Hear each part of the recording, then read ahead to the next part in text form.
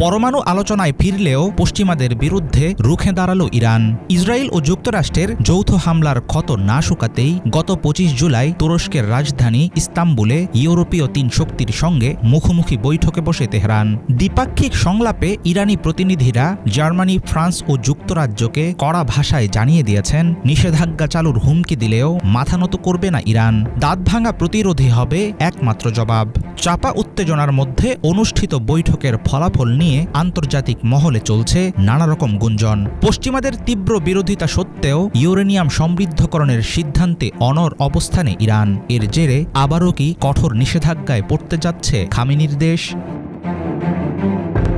Istanbul বৈঠকে ইউরোপীয় ৩ দেশের প্রতিনিধির কাছে নিজেদের নীতিগত অবস্থান তুলে ধরেন ইরানের উপপররাষ্ট্রমন্ত্রী কাজেম ঘারিবাবাদী ও অভিজ্ঞ কূটনীতিক মাজিদ তাখত রাভানজি। তেহরানের প্রতিনিধিরা পরিষ্কার জানান, তাৎক্ষণিক নিষেধাজ্ঞা চালুর হুমকি শুধু বেআইনি নয়, বরং এটা ইরানি জনগণের বিরুদ্ধে নতুন আরেকটি আগ্রাসন। চাপ দিয়ে বাধ্য করার মতো এই ধরনের কূটনীতি কোনোভাবেই গ্রহণযোগ্য নয় বলে জানান তারা। ইউরোপীয় ৩ দেশের স্ন্যাপব্যাক নিষেধাজ্ঞা ফিরিয়ে আনার হুমকি রাজনৈতিক ব্ল্যাকমেইলও বলছে তেহরান। ২০১৫ সালের পরমাণু চুক্তি অনুযায়ী ইউরেনিয়াম সমৃদ্ধকরণ সীমিত রাখার বিনিময়ে আন্তর্জাতিক নিষেধাজ্ঞা থেকে মুক্তি পেয়েছিল ইরান। ২০১৮ সালে এই চুক্তি থেকে একতরফাভাবে যুক্তরাষ্ট্র সরে গেলেও ইউরোপ, চীন ও রাশিয়া এখনও এর সদস্য। ওয়াশিংটনের চুক্তি ছেড়ে যাওয়ার পর থেকে এই সমঝোতা একরকম অচল হয়ে পড়ে। ইরানের উপর ইসরায়েলের সাম্প্রতিক হামলা এবং পারমাণবিক স্থাপনায় যুক্তরাষ্ট্রের বোমাবর্ষণের জেরে উত্তপ্ত হয়ে ওঠে পরিস্থিতি। এর মাঝেই ইউরোপীয় ৩ দেশের পক্ষ থেকে বলা হচ্ছে, আগামী আগস্টের মধ্যেই ইরানের বিরুদ্ধে তারা জাতিসংঘের স্ন্যাপব্যাক নিষেধাজ্ঞা ফিরিয়ে আনার প্রক্রিয়া শুরু করতে পারে।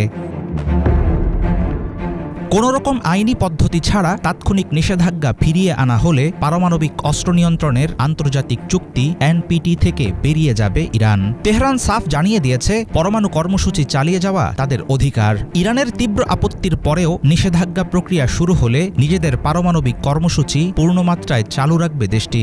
সেক্ষেত্রে যে কোনো সময় তেহরান পারমাণবিক অস্ত্র তৈরি করে ফেলবে এমন আশঙ্কা মাথায় নিয়েই পশ্চিমা বিশ্বকে মোকাবেলা করতে হবে পরিস্থিতি। তবে কঠিন চাপের মুখে পড়লে ইরান শেষ পর্যন্ত পরমাণু অস্ত্রের দিকে ঝুঁকবে কিনা সেটা নিয়ে রয়েছে অনিশ্চয়তা ও সন্দেহের অবকাশ। ৩.৬৭% উপর ইউরেনিয়াম সমৃদ্ধকরণকে রেড লাইন বা চূড়ান্ত সীমা বলে মনে করে যুক্তরাষ্ট্র। অথচ এর মধ্যেই ৬০% পর্যন্ত ইউরেনিয়াম সমৃদ্ধকরণ শেষ করেছে ইরান। পারমাণবিক অস্ত্র তৈরির জন্য দরকার হয় ৯০% মাত্রার ইউরেনিয়াম। ইউরোপীয় রাষ্ট্রগুলো চাপ প্রয়োগ করে ইরানকে পিছু হটাতে চাইছে, কিন্তু আলোচনার দরজা খোলা রাখলেও তেহরান প্রস্তুত দীর্ঘ লড়াইয়ের জন্য।